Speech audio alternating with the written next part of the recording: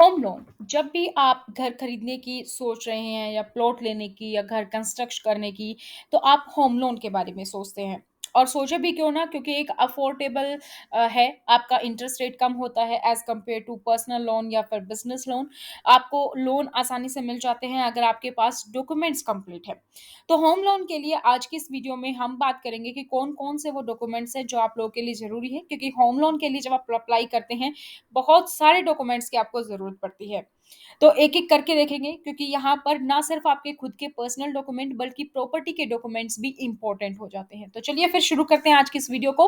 अगर आप लोगों ने अभी तक चैनल को सब्सक्राइब नहीं किया है तो चैनल को सब्सक्राइब करें और बेल आइकन को प्रेस कर लीजिएगा। साथ ही इस वीडियो को अंत तक ज़रूर देखें ताकि आप किसी भी अपडेट को मिस ना करें। और अगर आपका कोई भी क्वेरी है तो आप नीचे कमेंट सेक्शन में भी कमेंट कर सकते हैं।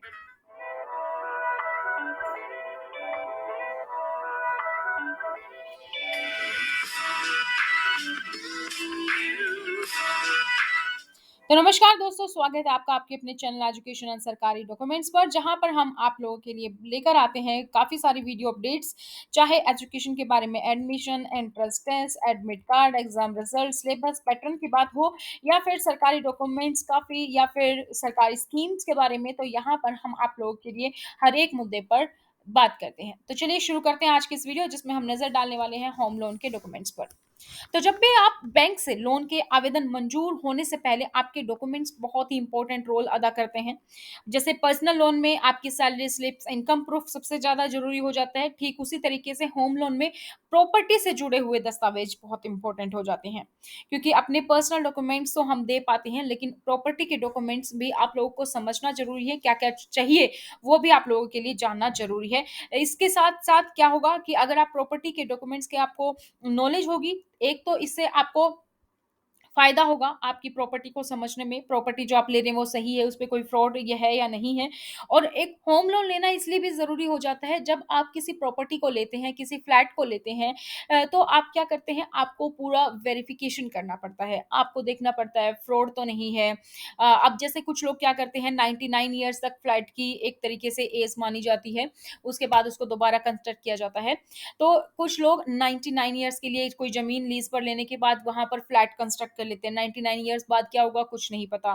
तो ऐसी बहुत सारी चीज़ें हैं जो आप अगर लॉन्ग टर्म में देखेंगे तो आपको प्रॉपर्टी लेते समय ध्यान में रखनी चाहिए। उस पर भी एक वीडियो हम आप लोगों के लिए बनाऊँगी।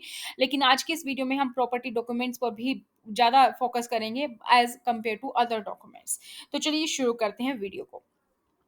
होम लोन की जब बात आती है तो 3 तरीके के डॉक्यूमेंट्स आपको बेसिकली देने होते हैं बैंक को। एक होता है आपका केवाईसी डॉक्यूमेंट। केवाईसी डॉक्यूमेंट जैसे कि आपका आईडी प्रूफ हो गया, एड्रेस प्रूफ हो गया, आपके फोटोग्राफ्स हो गए। सेकंड आपका इनकम डॉक्यूमेंट, अगर आप सैलरीड हैं तो आपकी सैलरी स्लिप, बैंक स्टेटमेंट, अपने फॉर्म 16। इसी तरीके से अगर आपका खुद का बिज़नेस है तो आपका आईटीआर आप दे देंगे, ठीक है? आप बैंक स्टेटमेंट अपनी दे देंगे, लेज़र अकाउंट दे देंगे, कुछ इस तरीके से। और प्रॉपर्टी डॉक्यूमेंट्स जैसे कि सेल्स डीड आपके पास होगी, आपका जब बैंक से लोन अप्रूव हो जाता है तो वो आपके पास डॉक्यूमेंट आता है, ठीक है? और भी काफ़ी सारे डॉक्यूमेंट्स हैं जो प्रॉपर्टी के आपको देने होते हैं, एनओसी वगैरह। तो चलिए शुरू करते हैं इस वीडियो को और देख लेते हैं सारे डॉक्यूमेंट्स पर एक-एक करके नज़र। सबसे पहले हम बात करते हैं केवाईसी डॉक्यूमेंट की। तो केवाईसी डॉक्यूमेंट्स की अगर मैं बात करूँ तो सबसे पहले तो एक होम लोन के लिए जब आप अप्लाई करते हैं तो एक आपको एप्लीकेशन फॉर्म फिल करना होता है। तो सबसे पहले तो आपको वो होम लोन का एप्लीकेशन फॉर्म है वो चाहिए, वो आपने कंप्लीट किया। उसके बाद आपके पासपोर्ट साइज़ फ़ोटोग्राफ्स होने चाहिए। आइडेंटिटी प्रूफ में आपका कोई भी डॉक्यूमेंट हो सकता है, जैसे कि पैन हो गया, आधार हो गया, डीएल हो गया, इस तरीके से। एड्रेस प्रूफ आपका चाहिए और आपको चाहिए एज प्रूफ। तो ये 5 बेसिक डॉक्यूमेंट्स हैं, जैसे कि होम लोन एप्लीकेशन फॉर्म, आपके फोटोग्राफ्स, आईडी और एड्रेस प्रूफ। एज प्रूफ आपका आईडी प्रूफ में से ही काउंट हो जाता है, उसको अलग से आपको देना नहीं पड़ता है। तो सारे डॉक्यूमेंट्स मैंने आप लोगों को यहाँ पर बता दिए हैं। अब बात करते हैं प्रूफ ऑफ आइडेंटिटी की। सबसे पहले यानी कि आईडी प्रूफ में आप कौन-कौन से डॉक्यूमेंट्स ले सकते हैं? आईडी प्रूफ में आप पैन कार्ड दे सकते हैं। आईडी प्रूफ बेसिकली जहाँ पर आपका नाम और आपकी डेट ऑफ बर्थ लिखी है वो वाले डॉक्यूमेंट्स। एड्रेस है तो वो एड्रेस प्रूफ में काउंट हो जाएगा। जैसे पैन कार्ड में एड्रेस प्रूफ नहीं है तो ये सिर्फ आईडी आईडी है। ये सिर्फ आईडी डॉक्यूमेंट होता है। आधार कार्ड में आपका एड्रेस भी होता है तो वो आपका आईडी और एड्रेस दोनों में काम हो जाता है। तो इसी तरीके से आप पासपोर्ट दे सकते हैं आईडी प्रूफ में, Aadhaar card, voter ID card, driving driving licence, इस तरीके से। इसी तरीके से एड्रेस प्रूफ में आप कोई भी आईडी प्रूफ दे सकते हैं, जो इसमें भी आपका एड्रेस हो। राशन कार्ड आप दे सकते हो, यूटिलिटी बिल जैसे कि टेलीफ़ोन का बिल हो गया, इलेक्ट्रिसिटी बिल हो गया, वाटर बिल हो गया, गैस बिल, या फिर प्रॉपर्टी टैक्स की रिसिप्ट है आपकी, या एलआईसी पॉलिसी आपने करवा रखी है उसकी रिसिप्ट है, या फिर कोई भी लेटर है रिकॉग्नाइज्ड पब्लिक अथॉरिटी से जो आपको वेरीफाई करता है आपका address. Got it. Proof of age में सबसे ज्यादा आप ड्राइविंग लाइसेंस दे सकते हो, आधार कार्ड दे सकते हो, pan card, passport, birth certificate, 10th class के सर्टिफिकेट, बैंक पासबुक। हालांकि इसकी कोई बैंक वाला नहीं मांगता है क्योंकि वो ऑटोमेटिकली आपका आईडी और एड्रेस प्रूफ में आपका काउंट हो जाता है, बट ये भी एक डॉक्यूमेंट होता है as per list of home loan के लिए। केवाईसी डॉक्यूमेंट्स में आप लोगों को मैंने आपको बता दिया ये सारे डॉक्यूमेंट्स। अब हम बात करते हैं इनकम डॉक्यूमेंट्स की। तो इनकम डॉक्यूमेंट्स, अगर आप सैलरीड पर्सन है तो सैलरीड पर्सन पे सबसे पहले बात करते हैं। तो आपका फॉर्म 16 आपको मिलता है आपकी कंपनी से, जो कि फाइनेंशियल ईयर क्लोजिंग होने के बाद मिल जाता है, अप्रैल टू मार्च तक का। 31 मार्च के बाद आप अपने एचआर डिपार्टमेंट या अपने फाइनेंस डिपार्टमेंट से फॉर्म 16 ले सकते हैं। उसके बाद सर्टिफाइड लेटर, कुछ बैंक इसकी डिमांड करते हैं, कुछ बैंक नहीं डिमांड करते हैं। सर्टिफाइड लेटर होता है एम्प्लॉयर से। तो आपकी जो कंपनी होती है वो आपको अपनी कंपनी के लेटर हेड पे लिख के दे देती है कि हाँ, आप वो सर्टिफाई करती हैं कि आप उनके यहाँ पे एम्प्लॉय हैं, आपकी एम्प्लॉय आईडी ये है, आप इस डिपार्टमेंट में काम कर रहे हैं, इतने टाइम से काम कर रहे हैं, आपकी डेट ऑफ ज्वाइनिंग ये है। तो वो सारी चीजें आपकी सर्टिफाइड लेटर हो जाता है आपके एम्प्लॉयर साइड से। साइन होता है या तो आपका जो भी लीगल ऑफिसर है, फाइनेंस ऑफिसर, या फिर आप एचआर मैनेजर से साइन हो जाता है।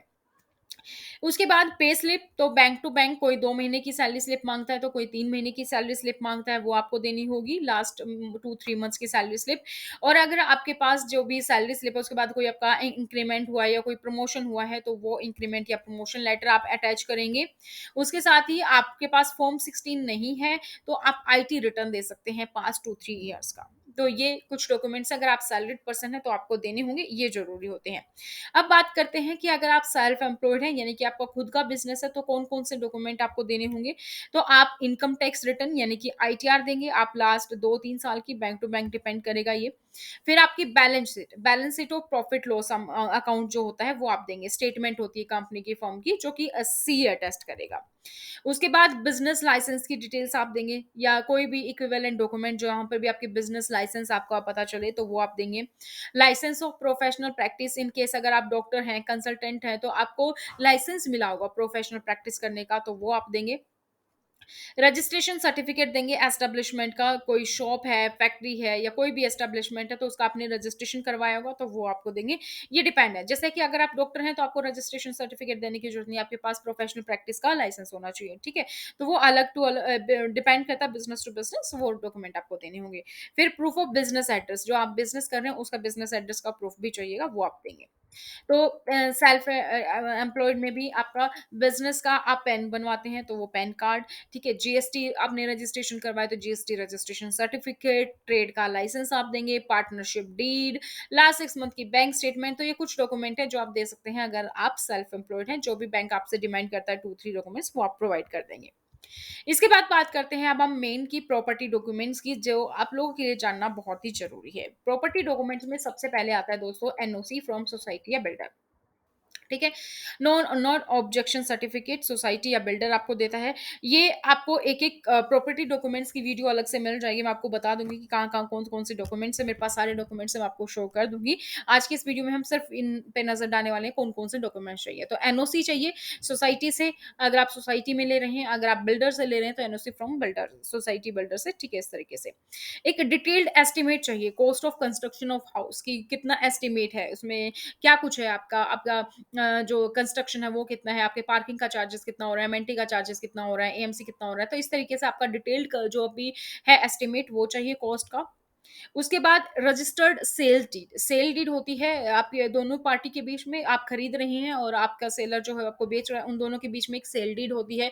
आपने कितना अमाउंट दे दिया, कितने टाइम के बाद आप फुल अमाउंट देंगे, कितना टाइम आपने मांगा है, कौन सा फ्लैट लिया है या कौन सी प्रॉपर्टी आपने ली है, किस डायरेक्शन में है, बाहर कितना कॉमन एरिया है, कवर्ड एरिया कितना है, कारपेट एरिया कितना है, बालकनी। तो ये सारी चीजें, आपकी पार्किंग कहाँ पर है, तो ये सारी चीजें आपको सेल्स डीड में मेंशन होती हैं। फिर अलॉटमेंट लेटर, अलॉटमेंट लेटर क्या होता है कि अब आपको वो फ्लैट जो है वो अलॉट हो गया, तो वो उस नंबर का आपका जो भी नंबर होगा, जैसे ए 500 है, तो इस तरीके से आपका अलॉटमेंट नंबर ये इस पे आ जाएगा और एक स्टैम्प एग्रीमेंट हो जाएगा सेल का बिल्डर के साथ। तो ये ओरिजिनल डॉक्यूमेंट चाहिए होता है, ये बैंक को ही आपको देना होता है। उसके बाद एक होता है ऑक्यूपेंसी सर्टिफिकेट। अगर आपका रेडी टू मूव इन है तो आप ऑक्यूपेंसी सर्टिफिकेट देंगे कि कितने फ्लैट्स अभी चढ़ गए हैं और ये फ्लैट है और ये ऑक्यूपाई है, रेडी टू मूव इन है, तो ऑक्यूपेंसी सर्टिफिकेट उस केस में चाहिए होता है। प्रॉपर्टी की टैक्स रिसिप्ट, मेंटेनेंस बिल्स और इलेक्ट्रिसिटी बिल्स ये आपको देने होते हैं। तो आप कई बार क्या होता है कि बिल्डर से के पास जब आप जाते हैं तो खुद ही बिल्डर आपका बैंक वालों से आपको मिलवा देता है और आप उसी बैंक वाले से डॉक्यूमेंट्स को उसको प्रोवाइड कर देते हैं और वहीं से आपका काम हो जाता है। तो इस केस में आपको हो सकता है कि कुछ डॉक्यूमेंट्स आपको पता ही ना चले, क्योंकि वो डायरेक्टली बिल्डर फिर बैंक वालों को सौंप देता है जो भी उनको चाहिए होते हैं। अगर आप अपने बैंक की तरफ से करवा रहे हैं तो फिर आपको ये सारे डॉक्यूमेंट्स एक-एक करके चेक करने होते हैं, फिर आपको देने होते हैं। अब receipt of advance payment made towards the purchase of flat, जब आपने फ्लैट परचेज किया, जो भी आपने प्रॉपर्टी परचेज की, उसकी आपने कुछ एडवांस अमाउंट दी होगी, कुछ आपने बुकिंग करवाई होगी, कुछ आपने टोकन अमाउंट दी होगी, तो वो टोकन अमाउंट आपने कैसे दी है, उसकी स्लिप आपको ज़रूर रखनी है। अगर आपने एनईएफटी करवाई है, तो आप अपना बैंक स्टेटमेंट जो है वो आप लगाएँगे, ठीक है। बैंक स्टेटमेंट अगर आपका अकाउंट सेम बैंक में है, मान लीजिए आप कोटक से कर रहे हैं और कोटक कोटक से आप लोन ले रहे हैं और कोटक में ही आपका बैंक अकाउंट है, तो आपको अलग से कोई प्रोवाइड करने की जरूरत नहीं पड़ेगी, क्योंकि एनईएफटी या आईएमपीएस जो भी आपने किया है वो आपको वहां से दिख जाएगी। लेकिन अगर आपका किसी और बैंक में है तो आपको बिल्डर से लिखवाना पड़ेगा कि आपको इतनी पेमेंट जो है वो आ चुकी है। कई बैंक वाले नहीं मानते हैं इस चीज को। एक अप्रूव्ड कॉपी चाहिए बिल्डर प्लान की, जिसमें कि वो सारा होगा कि जो फ्लैट है वो किस तरीके से बना है, कहाँ-कहाँ पे क्या है, कितना कॉमन एरिया है, कहाँ पे बालकनी है, वो सारी चीज़ें, फ्लोर प्लान क्या है, इस फ्लोर पे कितने फ्लैट्स हैं, कितना बाहर का कॉमन एरिया, तो वो सारी चीज़ें एक बिल्डिंग का जो प्लान होता है वो चाहिए होता है बैंक को। Original of the land tax paid receipt है, लैंड टैक्स पे हो रहा कि नहीं, पोजेसन सर्टिफिकेट है, वो भी चाहिए होगा रेवेन्यू अथॉरिटी को। तो ये सारे डॉक्यूमेंट जो है वो प्रॉपर्टी डॉक्यूमेंट्स में आपके आते हैं, जो आपको होम लोन के लिए देने होते हैं। इसके अलावा जब आप बैंक से लोन लेते हैं तो बैंक की तरफ से एक टेक्निकल टीम भी आती है जो कि चेक करती है कि हाँ, सब कुछ टेक्निकलिटी ठीक है, बिल्डर की प्रॉपर्टी की जो मटेरियल लगा है, कंस्ट्रक्शन मटेरियल, और जो भी है कि कितना कवर्ड एरिया होना चाहिए, कितना ओपन एरिया रखना है फ्लैट्स बनाने के बाद, तो उसके बेसिस पे जो भी होगा वो उन लोगों के लिए होता है, तो वो ज़रूरी होता है। तो वो टेक्निकल टीम आगे चेक करती है बैंक टू बैंक। तो वो उसमें इस तरीके से होता है कि बैंक साल में 1 बार चेक कर लेती है, 2 साल में 1 बार चेक कर लेती है। तो अगर वो एक्सपायर हो जाता है तो फिर दोबारा से टीम जो है बैंक की वो चेक करने चली जाती है। तो ये डिपेंड करता है कि आपके केस में हो रहा कि नहीं। अगर आपकी वो वैलिडिटी चल रही है उस बिल्डर की तो दोबारा से नहीं होगा।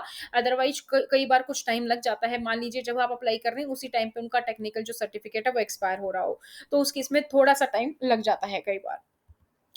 पेमेंट रिसिप्ट चाहिए, बैंक अकाउंट स्टेटमेंट की पेमेंट जो दिखाए कि आपने बिल्डर को की, सेलर को की, कितनी पेमेंट है। तो ये कुछ डॉक्यूमेंट्स थे जहाँ पर हमने बात की केवाईसी, इनकम और प्रॉपर्टी डॉक्यूमेंट्स की। तो केवाईसी डॉक्यूमेंट्स में आपका pan card, basically ID card में हम देते हैं, रेजिडेंट प्रूफ आप देंगे और फोटोग्राफ्स, ये 3 चीज़ मैंडेटरी हैं। इनकम डॉक्यूमेंट्स आपको देने होते हैं फॉर्म 16, बोथ आपको देने होते हैं, पार्ट ए और पार्ट बी, और आईटी रिटर्न्स आप लास्ट 2 ईयर्स की दे सकते हैं। पे स्लिप लास्ट 3 मंथ्स की, आपकी बैंक अकाउंट स्टेटमेंट 6 मंथ की, employer appointment letter, increment letter जो भी है पॉसिबल वो आप देंगे, और एम्प्लॉय आईडी कार्ड भी कई बार मांग लेते हैं, वो आप देंगे। प्रॉपर्टी डॉक्यूमेंट्स के लिए रजिस्टर्ड एग्रीमेंट फॉर सेल जरूरी है, commencement certificate, approved building plan copy, registration receipt, receipt of payment made to builder, sanction letter आपके पास होगा, ऑक्यूपेंसी सर्टिफिकेट, पोजेशन लेटर या अलॉटमेंट लेटर, सोसाइटी का शेयर सर्टिफिकेट और registration certificate, society maintenance bill copy, registration receipt, electricity bill copy, society maintenance bill copy, property insurance copy. तो ये कुछ documents हैं जो आप लोगों को मैंने यहाँ पर पूरी कोशिश की है कि आपको हर एक अपडेट मिल जाए। अगर आप इन प्रॉपर्टी डॉक्यूमेंट्स के बारे में डिटेल में जानना चाहते हैं कि कौन-कौन से डॉक्यूमेंट्स होते हैं, क्या इंपॉर्टेंस है, कैसे-कैसे ये कुछ दिखते हैं, क्या फॉर्मेट होता है, तो आप मुझे नीचे कमेंट सेक्शन में कमेंट कर सकते हैं।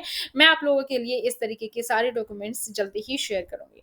तो दोस्तों आज की इस वीडियो में इतना ही। इसी तरीके से अगर अभी तक भी आप लोगों ने चैनल को सब्सक्राइब नहीं किया है तो इसी तरीके से और वीडियोस पाने के लिए चैनल को सब्सक्राइब करें, बेल आइकन को प्रेस कर लीजिए, साथ ही वीडियो को लाइक और शेयर करना ना भूलिएगा।